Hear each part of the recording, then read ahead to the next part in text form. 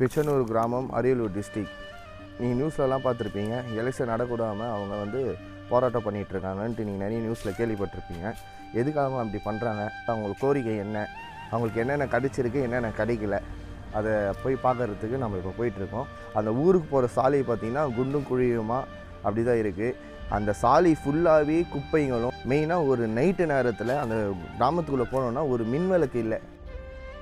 ஊரில் வந்து பார்த்திங்கன்னா தம்பி, அடிப்படை வசதி தான் ரொம்ப முக்கியம். ஒன்று ரோடு போடணும், ரோட்டை ஒட்டி வாய்க்கால் கட்டி கொடுக்கணும்னு கோரிக்கை வச்சுருந்தோம். இந்த ரோடு வந்து பார்த்திங்கன்னா ஒரு 5 ஆண்டு காலமாக தொடர்ந்து நாங்கள் கோரிக்கை வச்சுக்கிட்டு தான் இருக்கோம்.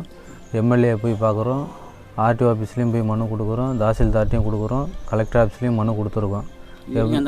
எந்த நடவடிக்கையும் எடுக்கலன்னு சொல்லுவாங்க, எடுக்க மாட்டாங்க. அப்புறம் அதனால தான் தேர்தலை முன்னிட்டு சரி நம்ம தெருவுக்கு வந்து அடிப்படை வசதி இல்லை, அதாவது எங்கள் ஊரில் 5வது 6வது வார்டு இந்த அடிப்படை வசதியே இல்லாத இடம். இந்த 5வது 6வது வார்டில் வந்து சரி தேர்தல் புறக்கணிப்பு பண்ணினாவது நம்ம ஒரு எதிர்ப்பு தெரிவிப்போம், அப்போயாவது அரசு வந்து நமக்கு ஏதாவது ஸ்டெப் எடுக்குமா பார்க்கும் அப்படின்னு சொல்லி ஊர் மக்கள் எல்லாம் சேர்ந்து பேனர் அடித்து ஒட்டி போராட்டம் பண்ணணும்.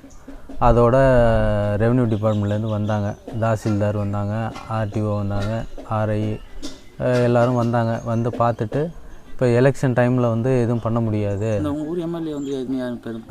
எம்எல்ஏ போய் பார்த்தோம்.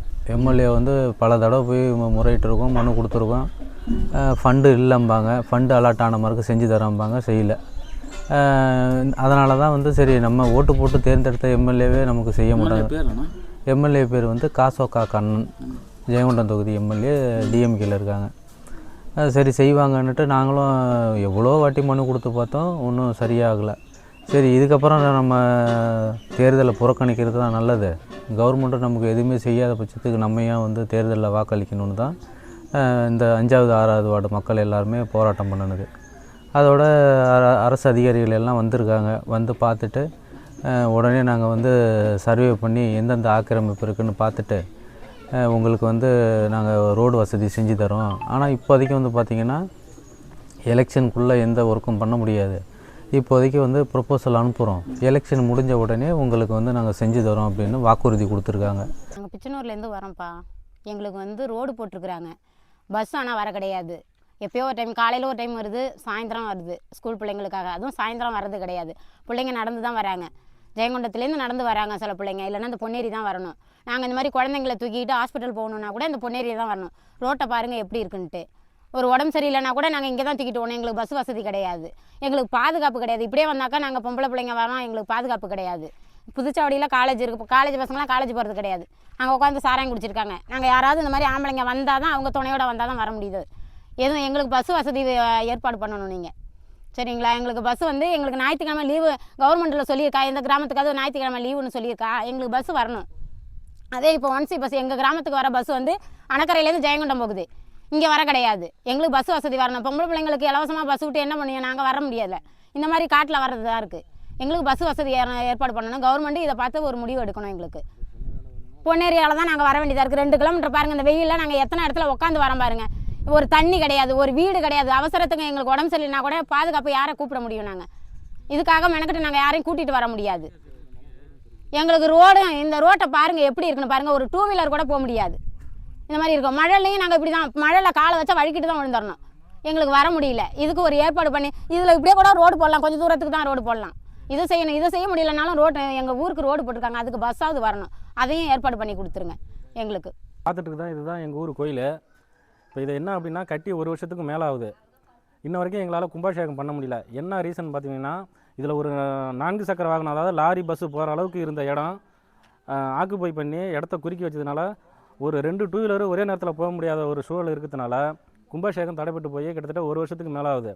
இந்த ரோடை சரி பண்ண சொல்லி நாங்கள் அரசாங்கத்துக்கு எத்தனை முறை கோரிக்கை மனு கொடுத்தோம், இது வரைக்கும் நடவடிக்கை எடுக்கலை. அதனால தான் நாங்கள் வந்து இந்த தேர்தலை வந்து புறக்கணிப்பு செய்கிறதா வந்து நாங்கள் வந்து எங்கள் 5வது வார்டு மற்றும் 6வது வார்டு அந்த பகுதி மக்கள்னால நாங்கள் போஸ்டர் அடித்து ஒட்டதுனால அதுக்கப்புறம் அதிகாரி வந்து நடவடிக்கை எடுக்கணும்னு சொல்லிட்டு போயிருக்காங்க. ஆனால் இது வரைக்கும் 5 ஆண்டு காலமாக நாங்கள் போராடியும் எங்கள் போராட்டத்தை வந்து அரசும் சரி அரசு அதிகாரிகளும் செவி கொடுத்து கேட்கல. இது வரைக்கும் நம்ம இருக்கக்கூடிய இடம் வந்து பொன்னேரி. எங்களுக்கு வந்து பிச்சனூரில் வந்து சரிவர போக்குவரத்து வசதி கிடையாது. ஒரே ஒரு டவுன் பஸ் மட்டும் தான் வந்துகிட்டு இருக்குது, அதுவும் குறிப்பிட்ட நேரத்துக்கு வர்றது கிடையாது. அந்த பஸ் இல்லை அப்படின்னா நாங்கள் இந்த பொன்னேரி வழியாக தான் வந்தாகணும். இது வந்து பார்த்திங்கன்னா ராஜேந்திர சோழனால் வந்து 1000 ஆண்டுக்கு முன்னாடி இந்த வந்து கட்டினது. அவருடைய வெற்றியை வந்து கொண்டாடும் விதமாக வந்து இந்த பொன்னேரி வந்து ஏற்படுத்தப்பட்டது. ஆனால் இந்த பொன்னேரி கரையை பார்த்திங்க அப்படின்னா ரொம்ப சேதமடைஞ்சு போய் போக்குவரத்து வசதி இல்லாத ஒரு சூழ்நிலை தான் இருக்குது. அங்கே ஷட்ரு இருக்குது. அந்த மதுகுக்கும் அந்த பக்கம் தென் சைடு மட்டும் ரோடு வந்து நல்லாயிருக்கும், இந்த கரை வந்து நல்லாயிருக்கும். அதிகாரிங்க யார் வந்தாலும் அந்த ஷட்டரோட பார்த்துட்டு அப்படியே திரும்பிடுவாங்க. அதுக்கப்புறம் வடக்கு பகுதி வந்தீங்க அப்படின்னா ஒரு 2 வீலர் கூட போக முடியாத சூழ்நிலை தான் இப்போ இருந்துக்கிட்டு இருக்குது. நாங்கள் எத்தனை முறை இதை சொல்லியிருக்கோம், ஆனால் எந்தவித நடவடிக்கையும் இது வரைக்கும் எடுக்கலை. எங்களுக்கு பஸ்ஸு வந்து சரியான டைமுக்கு வந்ததுன்னா நாங்கள் இந்த பொன்னேரி பாதையை வந்து நாங்கள் பயன்படுத்த போகிறதில்ல. பஸ்ஸும் சரியாக வர்றதில்ல. அதனால் நாங்கள் இந்த பாதையை வந்து பயன்படுத்திகிட்ருக்கோம். இந்த பாதை வந்து பிச்சனூர், ஆமணக்குந்தொண்டி, குரோலப்பர் கோவில், கொக்கரம் இந்த பகுதி மக்கள் தான் வந்து அதிகமாக பயன்படுத்துது. அதிலையும் குறிப்பாக பார்த்திங்கன்னா எங்கள் பகுதியை சார்ந்த பிச்சனூர் ஊரை சார்ந்த மக்கள் தான் வந்து அதிகமாக பயன்படுத்துகிறோம்.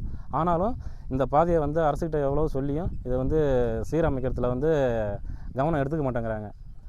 அதே மாதிரி பார்த்திங்கன்னா எங்கள் ஊரில் அடிப்படை வசதி எதுவுமே கிடையாது. சாலை வசதியாக இருக்கட்டும், மின்சார வசதியாக இருக்கட்டும், குடிநீர் வசதியாக இருக்கட்டும், எதுவுமே வந்து சரியான முறையில் கிடைக்கிறது கிடையாது. நாங்கள் எத்தனை முறை 5 ஆண்டு காலமாக வந்து மனு கொடுத்து எவ்வளோ போராட்டங்கள் பண்ணி பார்த்துட்டோம்.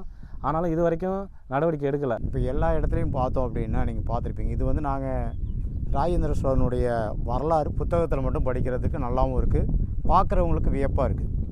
இப்போ நீங்கள் வெளியிலேருந்து வந்து பார்க்கும்போது தான் தெரியும் சோழகங்கம்னா எப்படி இருக்குது அப்படின்னு தெரியும். அந்த அளவுக்கு ஒரு மோசமான நிலையில் தான் நீங்கள் இப்போ பொன்னேரியை பார்க்குறோம்.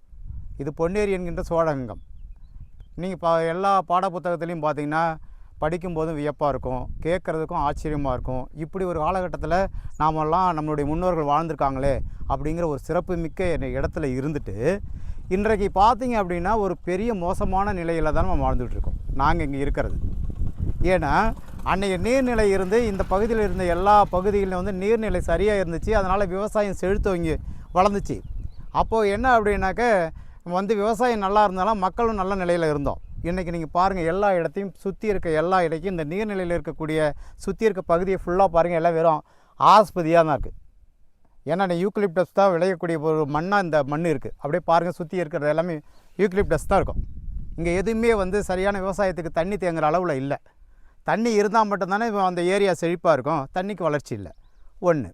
ரெண்டாவது நீங்கள் பார்த்தீங்கன்னா அப்படியே இந்த பக்கத்தில் பாருங்கள், இவ்வளோ பெரிய குழி, இந்த இடத்துக்கும் இந்த குழிக்கும் நல்ல வித்தியாசம் தெரியும் பாருங்கள். அப்போது இதில் ஒரு 2 வீலர் போகுது. இப்போ நீங்கள் வந்த நேரம் வந்து ஒரு நல்ல நேரமாக இருக்குது. என்ன காரணம் அப்படின்னா இது நல்லா ரோடு எல்லாமே காஞ்சிருக்கிறக்கூடிய சூழ்நிலையில் வந்துட்டிங்க. அதே மழை காலத்தில் வந்துட்டிங்கன்னா இதில் நடக்கவும் முடியாது, வண்டி ஓட்டவும் முடியாது.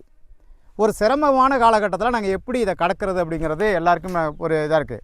இது உங்கள் மூலம் கூட கொஞ்சம் நல்லா நடந்துச்சுன்னா நல்லாயிருக்கும். இன்னொரு பக்கம் இந்த பக்கம் ஜெயங்கொண்டம் போனோன்னா அந்த பக்கம் ரோடு இருக்குது, 2 வீலர் ரோடு நடந்து போயிடும்.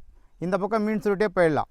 இந்த பக்கம் போகும்போது நாங்கள் கிட்டத்தட்ட சுற்றி பார்த்திங்கன்னா ஒரு 30 கிலோமீட்டர் 22 கிலோமீட்டர் சுற்றி தான் திரும்பி இந்த பக்கம் வரணும். இப்போ நீங்கள் அணைக்கரை போகணுன்னா நாங்கள் இப்படி போய் இப்படி வரணும், இல்லை நான் இப்படி போயிட்டு தான் இப்படி வரணும். இப்போ எங்களுக்கு ஷார்ட்டாக பார்த்திங்கன்னா அணைக்கரைக்கு இந்த பக்கம். ரெண்டாவது, இங்கே எல்லாமே கொள்ளனை கொடுப்பனை உறவு முறைகள் எல்லாமே என்னன்னா பக்கத்தில் இருக்க இந்த ஊர் தான். பக்கத்தில் பார்த்தீங்கன்னா இங்கே இருக்கிறது எங்களுக்கு ஒரு 2.5 கிலோமீட்டர் 3 கிலோமீட்டர் தான் ஊர். ஆனால் இப்போ ஒரு நல்லது கெட்டது நடக்குதுன்னா மழையெல்லாம் பிடிச்சிச்சின்னா கிட்டத்தட்ட நாங்கள் சுற்றி தான் வந்தாகணும். கிட்டத்தட்ட அந்த இங்கே இதில் ஒரு 11 கிலோமீட்டர் 12 கிலோமீட்டர் சுற்றி தான் இங்கே வரணும். இதே இந்த சாலை வந்து எங்களுக்கு சீராக இருந்துச்சுன்னா எங்களுக்கு போகிறது வசதியாக இருக்கும். ஒன்று. ரெண்டாவது, அந்த சிட்ரஸ் வரைக்கும் ஒரு மண் சாலை தான் இருக்க தவிர அங்கேயும் தார் சாலை இல்லை. அந்த காலகட்டத்தில் அங்கேயும் உங்களுக்கு மழை பெஞ்சுன்னா வண்டி வர முடியாது. அப்போ இவ்வளோ பெரிய சிரமமாக இருக்கும். ஒன்றுங்களா. ரெண்டாவது, இது எப்படியாவது நீர்நிலையாக கொண்டு வரணும். முதல்ல இது நீர்நிலையாக கொண்டுட்டு வந்துட்டாலே மற்ற வசதிகளாக நமக்கு ஆட்டோமேட்டிக்காக வந்துடும். இப்போ இங்கே வர்றது எல்லாமே எப்போதுமே நீரை சேமிக்கிற அளவுக்கு இது கொள்ளளவில் இப்போ இல்லை. எங்களுக்கு மழை பெஞ்சு தான் தண்ணி சேமிக்கணும். இங்கே வேறு ஆற்று பாசனமோ எந்த வசதியும் எங்களுக்கு இல்லை. இந்த காவேரியிலேருந்து நீர் வராது, எதுவும் வராது. இந்த மேட்டு பகுதியில் இருக்கக்கூடிய மழை நீர்லாம் சேர்த்து சேமிக்கக்கூடிய ஒரு கொள்ளளவு தான் இது. ஆனால் கொள்ளளவு எந்த அளவு இருக்குன்னு நல்லா பாருங்கள். எல்லாமே வந்து மேட்டு பகுதியாக தான் இருக்கா, இல்லை ஏதாவது தண்ணி சேமிக்கிற அளவுக்கு வந்து வடிகால் வாரியம் இருக்க மாதிரி இருக்கா? இங்கே பக்கத்தில் பார்த்தீங்கன்னா ஒரு வடிகாலுக்கான தேவையான இடம் இங்கே இருக்குது. இந்த பக்கம் வடிகால் தண்ணி இருக்குது. தண்ணிக்கு இங்கே ஒரு சின்ன செட்ரஸ் இருக்குது, 1 நம்பர்னு சொல்கிறது இது இருக்குது. ஆனால் தண்ணி இருக்கா? தண்ணிக்கு சேமிக்கிறதுக்கு வசதி இருக்கா? அதனால் இந்த அரசு சார்ந்த அதிகாரிகளும் இதை கவனம் கொண்டு என்ன செய்யணுனாக்கா, முதல்ல எங்களுக்கு இந்த கரையை வந்து அகழித்து எங்களுக்கு வந்து ஒரு வண்டி போகிற மாதிரியும், இங்கே பக்கத்தில் இருக்கக்கூடிய ஒரு செட்ரஸ் இருக்குது. ஒரு குறிப்பிட்ட ஆண்டு காலம் தான் அது இருக்கலாம். இப்போ கிட்டத்தட்ட 1944 ஸ்டார்ட் பண்ணாங்களாம், 1961 அது முடிஞ்சிருக்கு. இப்போ டூரேஷன் என்னன்னு பாருங்கள். ஆனால் இப்போ அதுவும் வந்து டேமேஜ் ஆகக்கூடிய சூழ்நிலையில் தான் இருக்குது. இப்போ அதை இடித்து எடுத்து கட்டினாங்கன்னா தான் எங்களுக்கு 2 வீலரோ இல்லை 4 வீலரோ வர அளவுக்கு வசதி செய்ய முடியும். அப்போது எங்களுக்கு கவனம் வந்து தண்ணி கொள்ளளவும் இருக்கக்கூடிய செட்ரஸையும் வந்து சரி செய்து இதை வந்து சரியான சாலை வசதி செய்து தருமாறு அரசையும் அரசு சார்ந்த அதிகாரிகளையும் கேட்டுக்கொள்கணும். நன்றி. இப்போ நாம் இருக்கக்கூடிய இடம் தான் வந்து எங்கள் பிச்சனூர் ஆதிதிராவிடர் பகுதி மக்களுக்கு வந்து இதுதான் வந்து இடுகாடு. இதுக்கு பார்த்தோம் அப்படின்னா மயான கொட்டகை கிடையாது. ஏற்கனவே ஒரு மயான கொட்டகை வந்து கட்டினாங்க. நாங்கள் பிணம் எரிக்கிற இடத்த அந்த மயான கொட்டகை கட்டாமல், ஏன்னா அங்கேருந்து ஒரு 100 மீட்டர் டிஸ்டன்ஸில் உள்ள சிமெண்ட் ரோடு போகணுங்கிறதுக்காக அந்த முனையிலே போட்டுட்டா அவங்க வந்து அவங்களுக்கு வந்து சாதகமாக இருக்கும் அப்படிங்கிறதுனால அந்த முனையிலே கட்டிட்டாங்க. அதுவுமே வந்து சேதமடைஞ்சு போயிடுச்சு. இப்போ வந்து மழை காலங்களில் வந்து எங்களுக்கு வந்து பிணத்தை எரிக்கணும் அப்படின்னா ரொம்ப சிரமமாக இருக்குது இந்த மயான கொட்டகை இல்லாமல். நீங்கள் வரும்போதே பார்த்துருப்பீங்க, இந்த வர வழியில் இந்த இடுகாட்டுக்கு வர வழியெலாம் வந்து பார்த்திங்கன்னா வெறும் குழியும் குண்டுமா இருக்குது. நாங்கள் வந்து இரவு நேரத்தில் வந்து பிரேதத்தை சுமந்து வரும்போது பார்த்திங்க அப்படின்னா கால் வந்து அந்த குழியில் மாட்டிக்குது, முட்டும் குழி இருக்குது. எத்தனை முறை நாங்கள் வந்து இது கோரிக்கை வச்சுட்டு இந்த ரோட்டை சரி பண்ணி கொடுங்க, இதுக்கு வந்து இடுகாட்டுக்கு வந்து தெருவிளக்கு வசதி ஏற்படுத்தி கொடுங்க அப்படின்னு சொல்லி நாங்கள் எத்தனை முறை சொல்லிட்டோம். ஆனால் இது வரைக்குமே இந்த அரசாங்கம் வந்து என்ன காரணம்னே தெரியல. எங்கள் பகுதி மக்களுக்குன்னா ஒரு அடிப்படை வசதி செஞ்சு தரத்தில் வந்து ரொம்ப வந்து தாமதப்படுத்துகிறாங்க, செவி கொடுத்து கேட்க மாட்டேங்கிறாங்க. நாங்கள் வந்து இதுக்கு முன்னாடி இருந்த சட்டமன்ற உறுப்பினர் பார்த்து பல முறை மனு கொடுத்துருக்கோம், அடிப்படை வசதி இல்லைன்னு சொல்லியிருக்கோம். ஆனால் அவர் என்ன பண்ணார் அப்படின்னா இது நாள் வரைக்குமே எதுவுமே செய்ய கிடையாது. ஆனால் இப்போ நாங்கள் வந்து மனு கொடுத்துட்டு வந்ததுக்கப்புறம் ஒன்றுன்னு சொல்கிறத விடவும் 100க்கும் மேற்பட்ட கிராமங்களில் சாலை வசதியெலாம் செஞ்சு கொடுத்துருக்காரு. ஆனால் எங்களுக்கு வந்து ஏன் இந்த மாரி தாமதப்படுத்துகிறாருங்கிறது எங்களால் புரிஞ்சிக்க முடியல.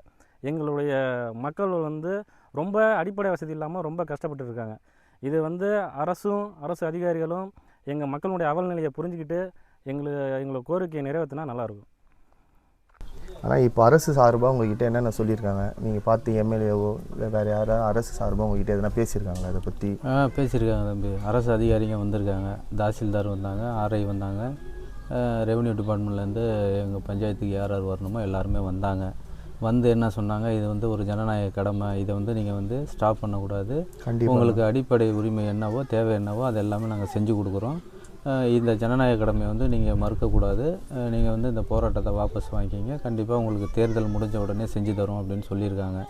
ஏன்னா இப்போ எலெக்ஷன் டியூட்டி ஆனில் இருக்கும்போது நார்மலாக எந்த ஒரு ஒர்க்கும் நடக்காது. அதனால் வந்து இப்போதைக்கு ப்ரொப்போசல் மட்டும் அமைச்சிருக்கோம். எலெக்ஷன் முடிஞ்ச உடனே உங்களுக்கு என்ன அடிப்படை தேவைகளை செஞ்சு தரோம் அப்படின்னு வாக்குறுதி கொடுத்துருக்காங்க. இதில் என்ன எங்களுக்கு ஒரு பிரச்சனைனா, இப்போ நார்மலாக பிரசிடெண்ட் பீரியட் இருந்ததுன்னா நம்ம அவங்கள்ட்ட முறையிட்டு உடனே நம்ம தேவை என்னவோ நம்ம கேட்டு வாங்கிக்கலாம். இப்போ இந்த உள்ளாட்சி எலெக்ஷன் நின்று போனதுனால ஸ்பெஷல் ஆஃபீஸர் தான் இப்போதைக்கு வந்து ஒரு பஞ்சாயத்தையும் கண்டக்ட் பண்ணுறாங்க. அந்த மாதிரி எங்களுக்கு ஸ்பெஷல் ஆஃபீஸராக வந்து எங்கள் ஊர் கிளர்க்கை போட்டிருக்காங்க. அவரும் பிடிஓவும் சேர்ந்து தான் நமக்கு செய்யணும். ஆனால் எத்தனையோ தடவை மனு கொடுத்து எதுவுமே செய்யலை. அதனால தான் இந்த போராட்டத்தை தீவிரப்படுத்தணும். இன்னொன்று, கட்சியிலேருந்து தனிப்பட்ட முறையில் போய் அப்ளிகேஷன் கொடுத்ததெல்லாம் பார்த்திங்கன்னா ஏதோ போனோம் கொடுத்தோம் அப்படிங்கிற மாதிரி ஆயிடுச்சு. இந்த தடவை தான் ஊர் இளைஞர்கள், ஊர் பொதுமக்கள் எல்லாருமே சேர்ந்து இந்த தேர்தல் புறக்கணிப்பு போராட்டம் பண்ண உடனே எங்களுக்கு எல்லாம் செஞ்சு தரேன்னு சொல்லியிருக்காங்க. நீங்கள் வந்து பாருங்கள், நீங்கள் இப்போ வீடியோ எடுக்கும் போது நம்ம ஊர் எந்தெந்த ஏரியா எப்படி இருக்குன்னு நான் உங்களுக்கு நேரில் காட்டும்போதே பார்த்தோம். அந்த சாலைலாம் சின்னதாகவும் இருந்தது. நீங்கள் வந்து பாருங்கள். அதேமாரி எங்கள் ஊர் மெயின் ரோடு வரணும் அப்படின்னா ஜெயங்கொண்டத்துலேருந்து உள்ளே வரணும். அந்த தார் ரோடு அளவு பார்த்தீங்கன்னா 3 அடி 3.5 அடி தான் இருக்குது. ஒரு பஸ்ஸோ ஒரு காரோ போனால் எதிரில் ஒரு 2 வீலர் கூட சைடு வாங்க முடியல. ஒரு எமர்ஜென்சி, இப்போ எங்கள் ஊர்லேருந்து யாரோ பிரசவத்துக்காக அப்ளை பண்ணணும், அதை அட்மிஷன் பண்ணணும், இல்லை ஒரு எமர்ஜென்சின்னு நாங்கள் போகணுன்னா கூட திடீர்னு இடையில பஸ் வந்துச்சுன்னா எங்களுக்கு ஒதுங்க கூட இடம் இல்லாத மாதிரி ரோடு இருக்குது. இது எல்லாமே பார்த்திங்கன்னா அரசு அதிகாரிகளும் சரி, இப்போ நம்ம ஏரியாவுக்கு வந்து மினிஸ்டர் வந்து பார்த்திங்கன்னா SS சிவசங்கர் இருக்காங்க. அவங்க சிஎம் லெவலில் வந்து இந்த போராட்டம் வந்து அவங்களுக்கு தெரியப்படுத்தணும். அவங்க ரிக்வெஸ்ட் பண்ணணும்னு நினைக்கிறீங்களா யாருக்குன்னா? கண்டிப்பாப்பா. இந்த நாங்கள் பேசுகிறது வந்து எப்படியாவது சிஎம் வந்து பார்க்கணும். சிஎம் பார்த்து நம்ம ஊருக்கு எங்கள் ஊருக்கு தேவையானதை வந்து இந்த அடிப்படை வசதி இல்லாமல் இன்னமும் இந்த ஊரில் இருக்காங்க, செஞ்சு கொடுக்கணுன்னு அவங்க மனசு வச்சு செஞ்சு கொடுக்கணும். அதுக்காக தான் நாங்கள் ஊரில் உள்ளவங்க எல்லாருமே போராட்டம் பண்ணது. ஆனால் தெளிவாக அந்த கிராமத்தோட பேர், எந்த தாலுக்கா, அப்படி ஃபுல்லாக கொஞ்சம் எக்ஸ்பிளைன் மட்டும் பண்ணிங்கன்னா அந்த காணொலியில். சரிங்கப்பா. இந்த ஊர் வந்து பார்த்திங்கன்னா அரியலூர் மாவட்டம் உடையார்பாளையம் தாலுக்கா ஜெயங்கொண்டம் ஒன்றியத்து உள்ள கட்டுப்பட்ட ஊர் பிச்சனூர் வில்லேஜ் இந்த ஊர் பேர். இந்த பிச்சனூர் வில்லேஜில் 5வது 6வது வார்டு தான் ரொம்ப மோசம். அடிப்படை வசதிகள் கட்டமைப்பே இல்லாமல், சரியான ரோடு காவா இதெல்லாம் எதுவுமே இல்லாமல் ரொம்ப சுகாதாரமற்ற நிலையில் இருக்கிறோம். குடிநீர் வசதியும் பார்த்திங்கன்னா இடையில ஒரு போர் போட்டாங்க. ஆல்ரெடி ஒரு டேங்க் இருக்குது, அது போர் போட்டு ஒரு 25 வருஷம் ஆகும். புதுசாக போட்ட போர் வந்து பார்த்திங்கன்னா தண்ணி வந்து இன்னமும் குழம்புலாவே வருது, இன்னும் ஒரு தெளிவாக வரலை. நம்ம அரசு அதிகாரிகள்கிட்ட முறையிட்டோம்னா அப்பப்போ வருவாங்க, வந்து அதை போர்வெல் வச்சு அந்த இது கம்ப்ரஸர் வச்சு இது பண்ணுறாங்க. ஆனால் அது தண்ணி கிளியராகவே கிடைக்க மாட்டேங்குது, குழம்புலாக தான் வருது. மக்களுக்கு வந்து சரியான இப்போ பாப்புலேஷன் கொஞ்சம் அதிகமாக இருக்கிறதுனால தண்ணியும் கரெக்டாக போய் சேர மாட்டேங்குது. இங்கே எத்தனை குடும்பங்கள் இந்த மாதிரி பாதிக்கப்படுறாங்க? இங்கே வந்து பார்த்திங்கன்னா ஒரு 300, இந்த 5வது 6வது வார்டில் பார்த்திங்கன்னா ஒரு 300 ஃபேமிலி இருக்கும். 300 குடும்பங்கள். 300 700லேருந்து 800 ஓட்டுகள். 800 ஓட்டு, 820 ஓட்டு இருக்குது இந்த 5வது 6வது வார்டில். இருந்தாலும் இப்போ இவ்வளோ இருந்தும் நாங்கள் இவ்வளோ போராட்டம் பண்ணி தான் அடிப்படை வசதிகளே நாங்கள் பெறுற மாதிரி இருக்குது. கவர்மெண்ட் வந்து இந்த மாதிரி வில்லேஜ் எல்லாம் வந்து என்னென்ன பிரச்சனை இருக்குங்கிறத வந்து பார்த்து இதெல்லாம் கரெக்ட் பண்ணி கொடுத்தாங்கன்னா நல்லாயிருக்கும். நன்றிண்ணா.